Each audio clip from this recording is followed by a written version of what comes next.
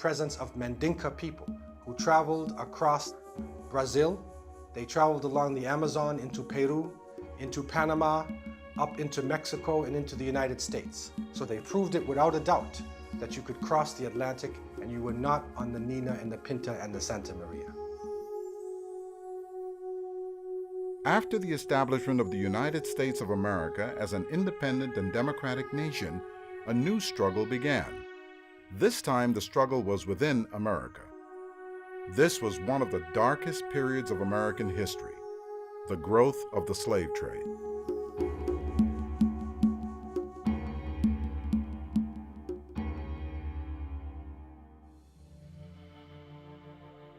The slave trade saw the arrival of millions of Muslims from Africa to the New World.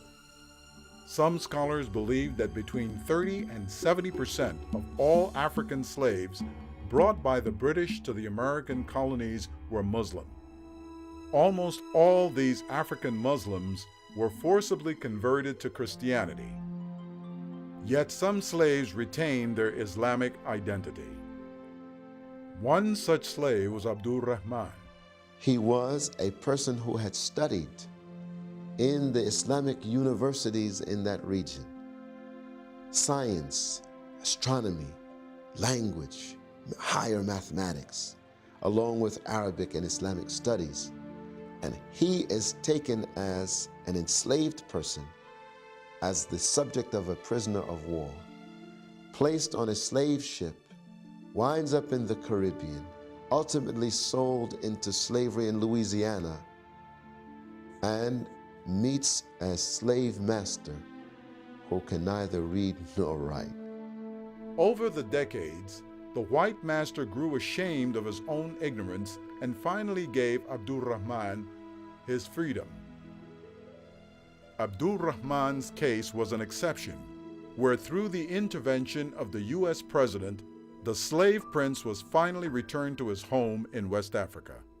A slave by the name of Ayub ibn Sulaiman, who was enslaved in Maryland. He was a scholar of Islam, a Fulani man. He memorized the Quran and he wrote it many times, and he was actually freed from slavery and he returned to his home in West Africa. There are thousands of slave stories that have reached us, stories of great sacrifice made by African Muslims to keep to their faith of Islam.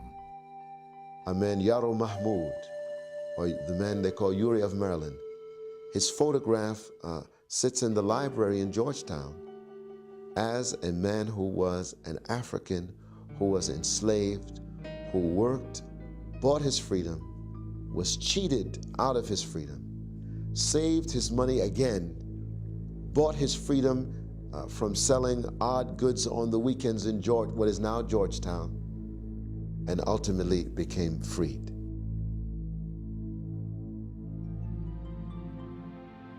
A slave by the name of Umar bin Sayyid, whose biography and writings are found today and are actually housed within different historical displays in the United States.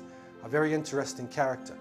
And what this is showing to us is that there were actually scholars in slavery, that these people were not just common people who were captured, they were literally scholars.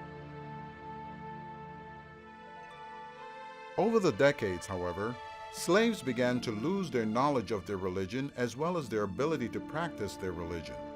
Islam was replaced by the religion of the slave masters. It was only in the early 1900s that African Americans began to research their African roots and discover their Muslim roots.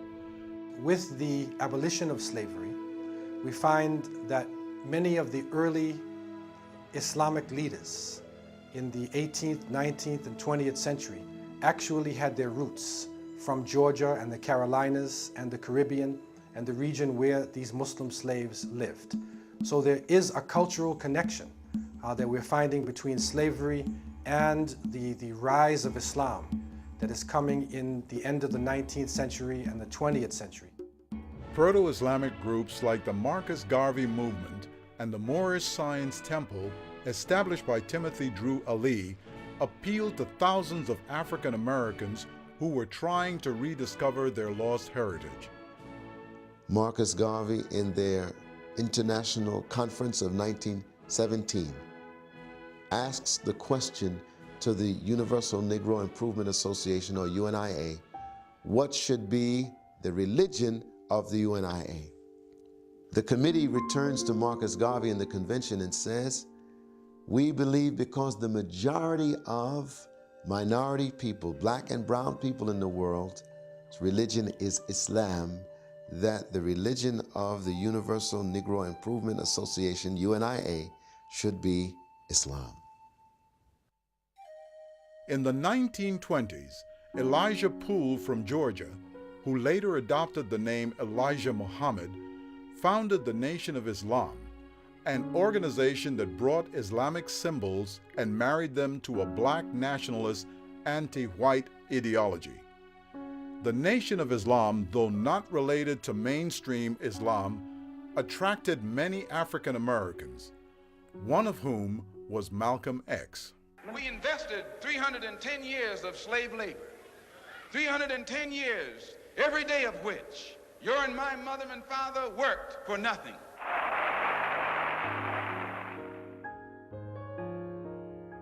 Malcolm X was born Malcolm Little in 1925.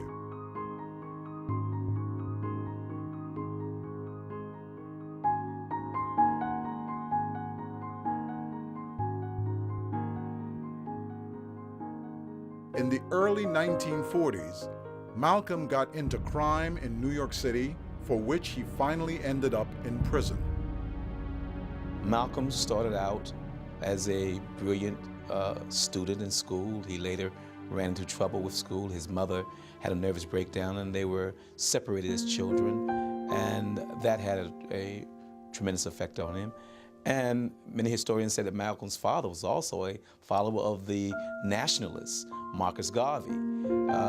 And certainly that probably had an effect on Malcolm. But the losing of his mother, the influence of his early childhood, led Malcolm to leave and go into the big city of New York, where he drifted into crime, drugs, or what we refer to in the urban vernacular as hustling.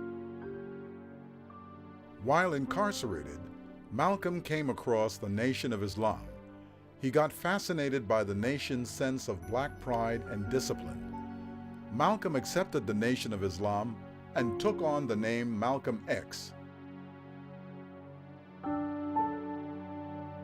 In prison, Malcolm X educated himself, and when free, he became a champion for the Nation of Islam. I formerly was a criminal. I formerly was in prison. I'm not ashamed of that. You never can use that over my head. And that he's using the wrong stick. I don't feel that stick. If I take my hand and slap you, you don't even feel it. It might sting you because these digits are separated. But all I have to do to put you back in your place is bring those digits together. Within the Nation of Islam, he was a radical speaker of truth about the condition of African Americans, which made him a hero, even though many people did not accept the theology of the Nation of Islam. By the mid-60s, Malcolm X had become the most important figure in the Nation of Islam, eclipsing the founder Elijah Muhammad.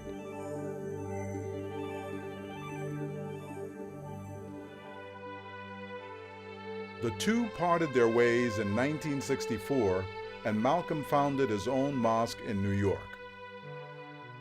Malcolm X's unyielding search for truth leads him to a broader understanding of the universal message of Islam. While performing pilgrimage to Mecca, Malcolm X once again underwent a major shift in his life.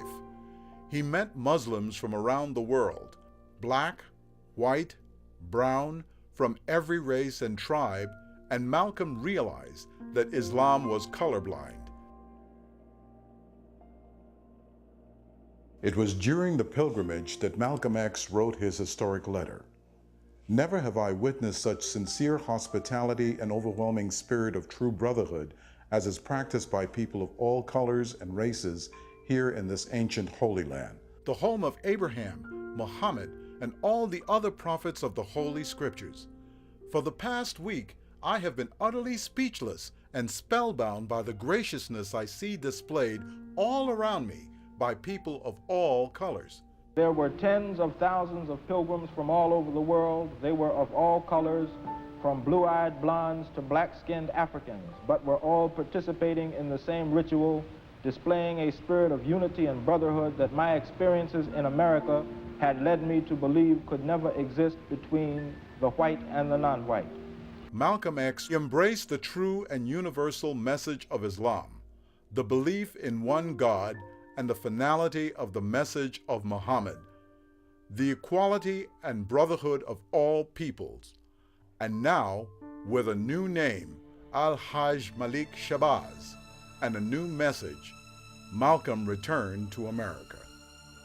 When I was on the pilgrimage, I had close contact with Muslims whose skin would in America be classified as white, and with Muslims who themselves would be classified as white in America.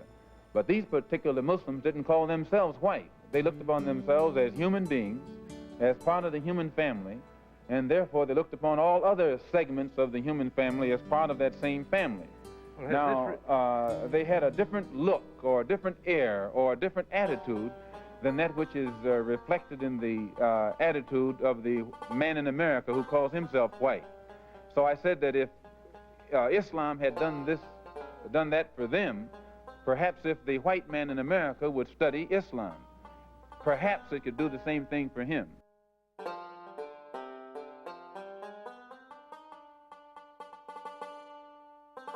Assalamu alaikum.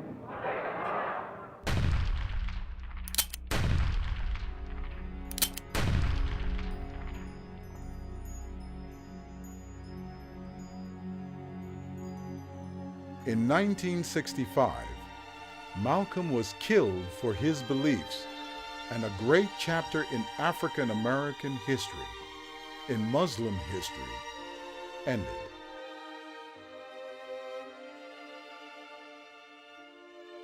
From 1965 to 1975, it becomes legitimate for Muslims in America to be white, black, red, and yellow.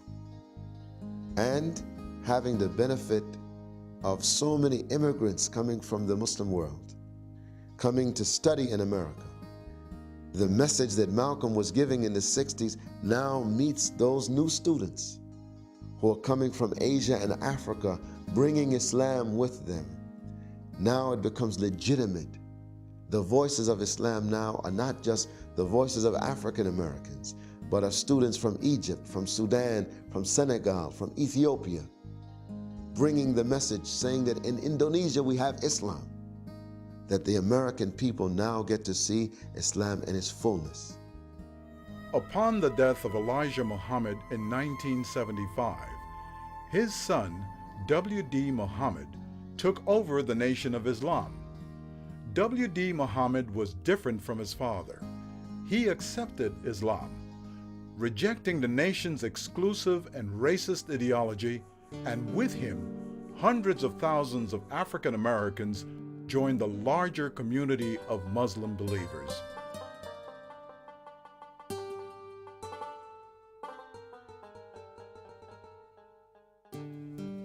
With the ascendancy of Warithuddin Muhammad, in the context of the Nation of Islam, you find the largest Islamic movement, Islamic, proto-Islamic, however we would label it, many of its members, large numbers of its members being brought closer to the Orthodox or Sunni faith.